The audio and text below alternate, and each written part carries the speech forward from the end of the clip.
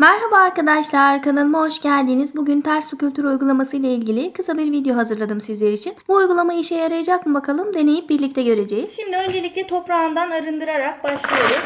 Şöyle göstereyim. Bakın bu orkide kökleri çürümüş olan bir orkidedir diye. Çünkü belliydi zaten yapraklarının sararmasından, köklerinin artık ölmek üzere olduğu belliydi.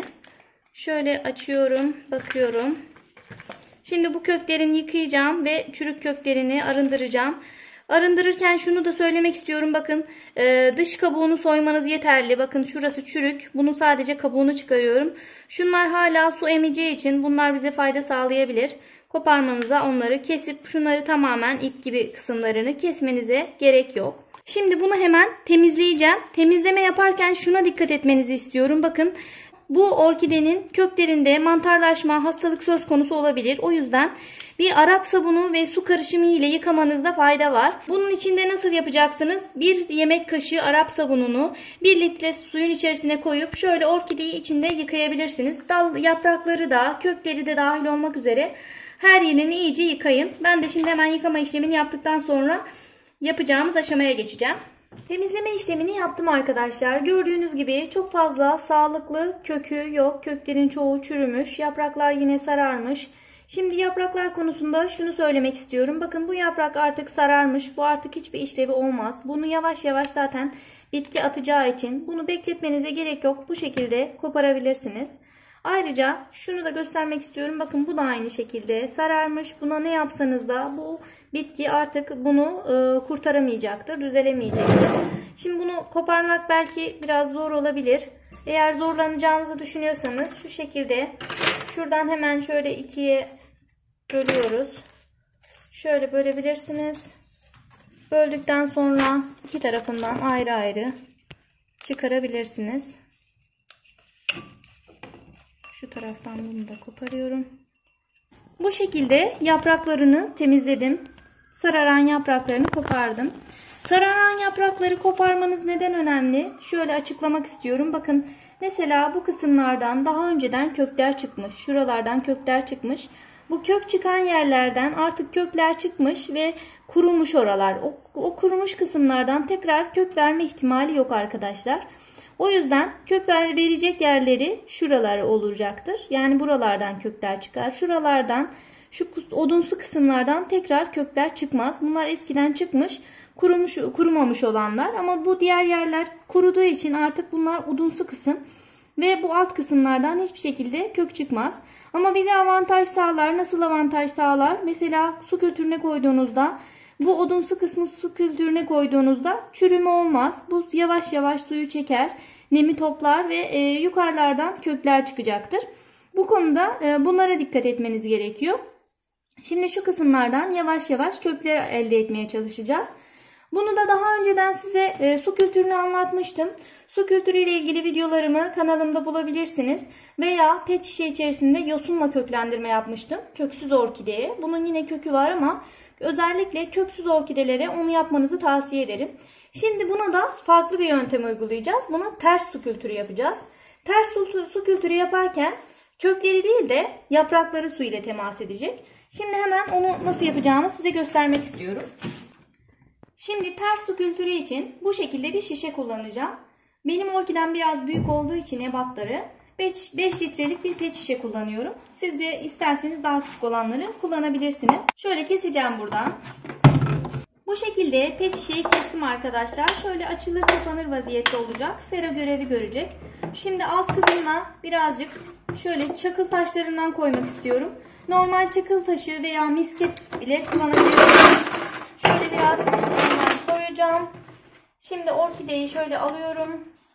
Yapraklarını şöyle kenarlarına zarar gelmesin dikkat ederek şu şekilde pet şişenin içine koyuyorum arkadaşlar.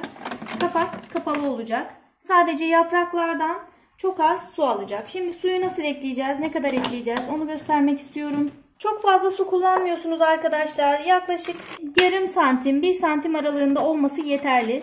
Zaten bu şekilde kapağı kapalı olacak. Ve bunu nereye koyacaksınız? Sıcak bir yere koyacaksınız.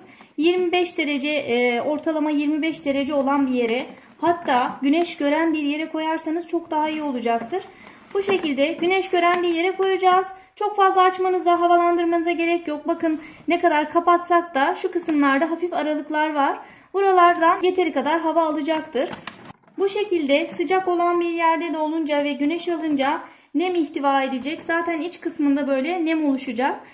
Çok fazla o yüzden sulamanıza gerek kalmayacak. Bakalım bu uygulamayla ne kadar sürede kökler elde edeceğiz. Sonuçlarını da sizlerle paylaşacağım. Tekrardan hepinize merhaba arkadaşlar. Ters su kültürüyle orkide köklendirme çalışması yapmıştım. Bunun için bunu denemiştim. Bu şekilde şişenin içerisine orkideyi koymuştum. Hava almaması için daha sonradan bu poşeti kapattım üzerine. Şimdi size sonucunu göstermek istiyorum. Bugün itibariyle tam 45 gün oldu. Yani 1,5 ay. 1,5 ayda şöyle göstereyim size. Bakın hiçbir köklenme söz konusu değil. Köklerde herhangi bir gelişim yok. Aynı şekilde duruyor. Suyun içerisine, şişenin içerisine her zaman su eklemesi yaptım ama köklenme söz konusu olmadı. Şöyle göstermek istiyorum. Bakın. Yapraklarını göstereyim şöyle. Bakın yapraklarda çürüme meydana geldi. Mantarlaşma meydana geldi. Bu yöntemin ben hiç doğru olmadığını fark ettim. Bunu daha önce ben internette görmüştüm birkaç kişinin yaptığını. Ama sonucunu hiç kimse paylaşmamıştı. Paylaşmadıkları için ben de denemek istedim. Sonucunu da görmek istedim. Gördüğünüz gibi tamamen bir fiyasko. Yani böyle yaparak orkidenizin daha çok ölmesine sebep olmayın siz de. 1,5 ayda herhangi bir gelişme söz konusu olmadı. Aksine yapraklar iyice mantarlaşmaya başladı ve çürüme meydana geldi yapraklarda. Köklerde gördüğünüz gibi hiçbir değişiklik yok. Kökler aynı şekilde duruyor yine. Bu uygulamayı yaparak boşuna beklemektense, orkidenizi tamamen kaybetmektense size göstermiş olduğum uygulamayı deneyebilirsiniz. Hangisiydi o onu da söyleyeyim. Yosun ile köklendirme videosu yapmıştım. Daha önceki videolarımda mevcut, onu deneyebilirsiniz. Köksüz orkideye yosun uygulayarak orkidenizin daha kısa bir süre içerisinde yaklaşık 2 hafta gibi bir süreçte orkide köklenebiliyor. Bu uygulamayı deneyebilirsiniz.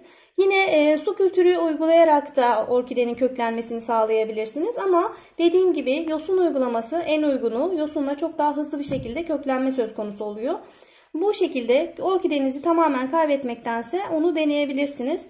Normalde bildiğiniz gibi ben sonucunu göstermeden uygulamayı paylaşmıyorum her zaman.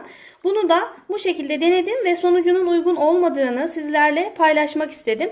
Bu uygulamanın yanlış olduğunu bu şekilde sizlere de aktarmak istedim. Şimdi bu orkideyi nasıl kurtaracağım ondan da bahsetmek istiyorum. Bakın bu yaprak kısmı artık çürümeye başlamış. Yaprak şu kısımdan itibaren keseceğim yaprağı ve buraya tarçın uygulaması yapacağım. Tarçın süreceğim daha fazla çürümenin devam etmemesi için. Yine orkideye yosun sararak pet şişenin içerisine koyup yosunla orkideyi köklendirmeye devam edeceğim. Yosun uygulamayı şu an göstermeyeceğim. Zaten bunun videosu kanalımda mevcut. Oradan izleyebilirsiniz. Burada şu an süreyi daha fazla uzatmaya gerek yok. Beni izlediğiniz için teşekkür ederim. Videonun faydalı olduğunu düşünüyorsanız beğenmeyi ve yorum yapmayı unutmayın lütfen. Ayrıca soru ve görüşlerinizi de bana yine yorumlarda iletebilirsiniz. Bugünlük de anlatacaklarım bu kadardı arkadaşlar. Başka bir videoda görüşmek üzere. Hoşça kalın.